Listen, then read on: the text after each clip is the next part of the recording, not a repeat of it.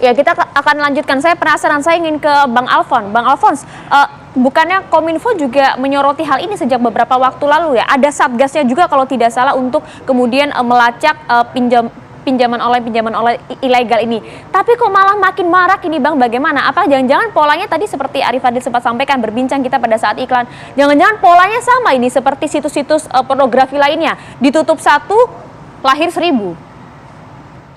Ini memang bisnis yang menggiurkan. Jadi dengan bunga 300%, kalau bank kredit macet 4%-nya sudah setengah mati, hampir bisa ditutup. Kalau pinjol ilegal ini dengan bunga 300%, dia bad debt-nya 70% saja mereka masih survive. Jadi mereka keuntungannya besar sekali. Dan kemarin Satgas Waspada Investasi sebenarnya sudah melakukan hal yang sangat strategis yang kita cukup apresiasi.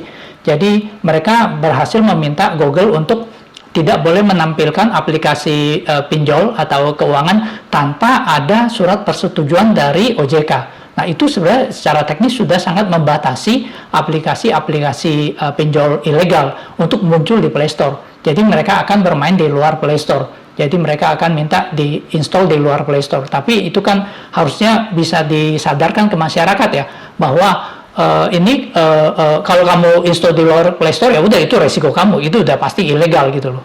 Nah, lalu hal lain yang perlu kita garis bawahi adalah peran Kominfo. Di sini Kominfo sebenarnya bisa mengidentifikasi aplikasi-aplikasi ini dari server mana, dia dari negara mana, itu ketahuan kok providernya.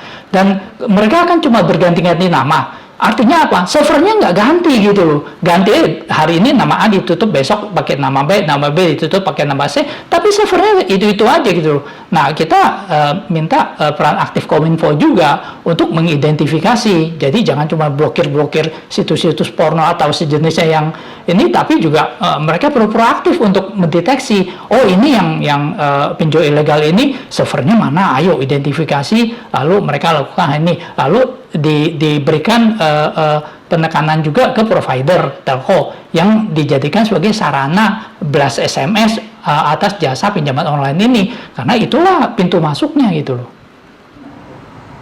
Ya. Bang Alfons, Anda sebagai praktisi termasuk juga analis keamanan cyber gitu ya, pernah nggak menelusuri siapa sih intelektual utama ya dari keberadaan PT-PT yang melaksanakan dan menggencarkan pinjol ilegal ini? Apakah ini global atau memang pemain lokal semata? Sebenarnya pinjol ilegal ini sebelumnya sangat marak di Cina, dan itu salah satunya Alibaba itu sangat besar. Jadi dan kita lihat bahwa pemerintah Cina sudah menyadari bahwa ini tidak benar, masyarakatnya menjadi konsumtif, lalu mereka tertekan oleh bunga pinjaman yang sangat besar itu, lalu mereka menekan kepada pinjol-pinjol ini di Cina. Nah, karena ditekan di negaranya dan pemerintah Cina melakukan tindakan tegas, lalu mereka melakukan aktivitas negara lain selain di Indonesia, mereka melakukan juga di India gitu loh.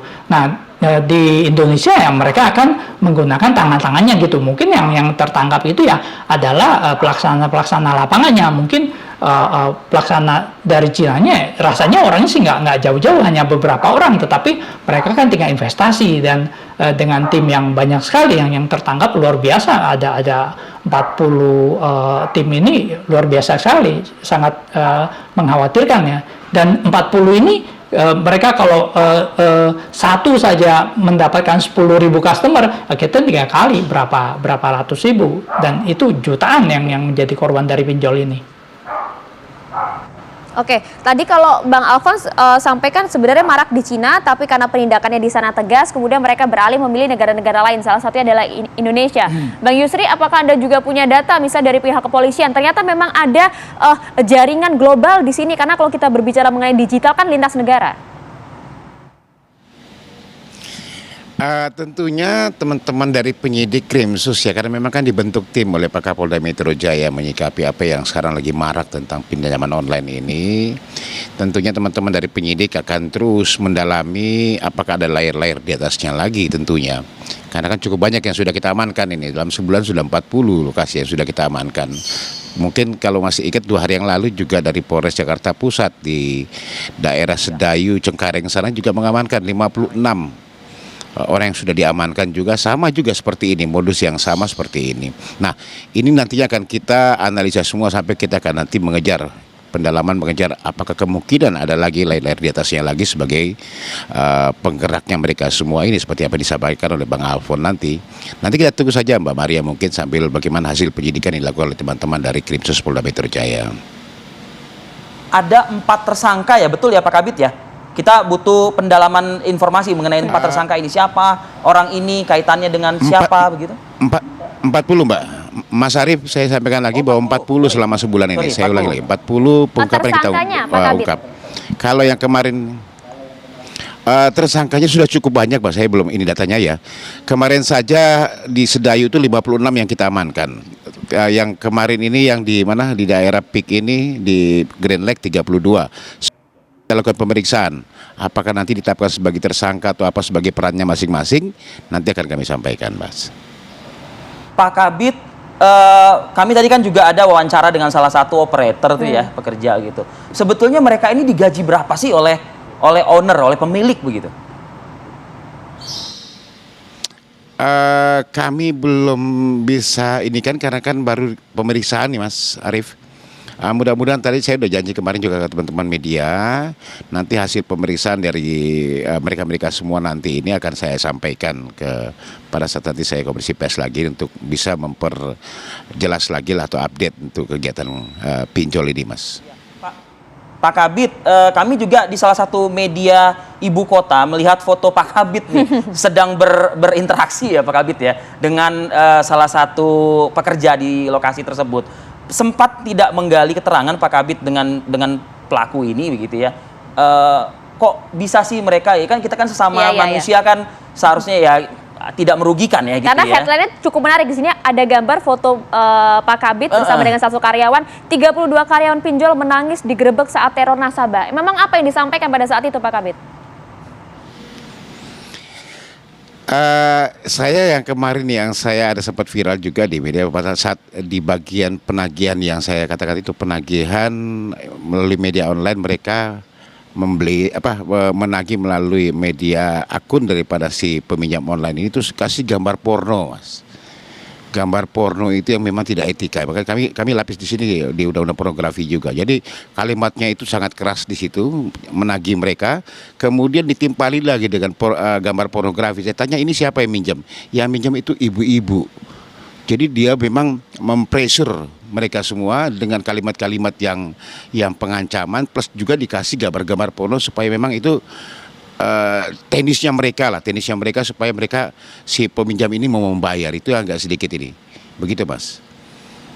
Ya jadi artinya yang diwawancarai oleh Pak Kabid di media ini ya akal-akalan jahat lah ya begitu ya Pak Kabid ya. Ya segala cara upaya yang dia lakukan untuk supaya si peminjam ini mau membayar gitu padahal kasihan. Saya kasih contohnya tadi pertama saya sampaikan ada bapak datang ke sana 2,5 juta dia pinjam anaknya minjem tagihannya sampai ratusan juta 104 juta dia harus bayar itu dengan ancaman-ancaman makanya takut sekali dia. Nah ini bentuk saya bilang bagaimana meresahkan masyarakat apa yang disampaikan Pak Kapolri juga betul memang dengan menawar-nawar iming-iming yang bagus tapi dia meresahkan masyarakat menekan ancaman. Makanya ini akan kami lapis semuanya nanti. Kami akan dalami terus nanti itu masalah ini. Termasuk dari keterangan beberapa para tempat-tempat karyawan lagi ini ada rasa bersalah secara tidak sih, Pak preemptif. Kabid? Anak-anak muda semua ada yang baru training, ada yang memang sudah 2 tahun. Mereka dengan dapat gaji mereka semuanya. Ini masih kami dalami Mbak Maria. Nanti bagaimana syariahnya nanti akan kami sampaikan Mbak. Pasal yang digunakan atau diterapkan oleh kepolisian khususnya Metro Jaya, Pak Kabid? Kami ini kan dengan perannya masing-masing ya, Mas Arief. Ada 32 ini. Di sini kami ancam dengan undang-undang ITE, pengancaman juga melalui media elektronik, kemudian juga ada perlindungan konsumen, ada pasal KUHP di 55, juga ada undang-undang pornografi yang kami temukan di sana. Ini akan kami lapis nanti sesuai dengan perannya mereka masing-masing untuk persangkaan pasalnya masing-masing nantinya. Begitu Mas. Ya, oke, saya ingin ke Bang Alfons. Bang Alfons, sebenarnya kan kalau pinjol ini masing-masing ya penetapan bunganya. Sebenarnya mereka ini skemanya bagaimana sih Bang, dan apa yang bisa disampaikan kepada masyarakat mengenai hal ini? Sebenarnya sekarang sudah terjadi namanya premanisme digital. Jadi kalau premanisme yang konvensional itu ya butuh badan gede, orang nekat bawa pisau. Tapi sekarang yang terjadi premanisme digital. Jadi hanya orang yang nggak perlu badannya besar, dia hanya badannya kecil, tapi dia memiliki data yang kuat dan dia bisa mengalahkan orang yang berbadan besar gitu loh. Jadi sebagai contoh ada orang yang mau meminjam, dia ngotot nggak mau bayar, tapi ketika yang diteror istrinya atau tempat kerja istrinya mau nggak mau dia bayar.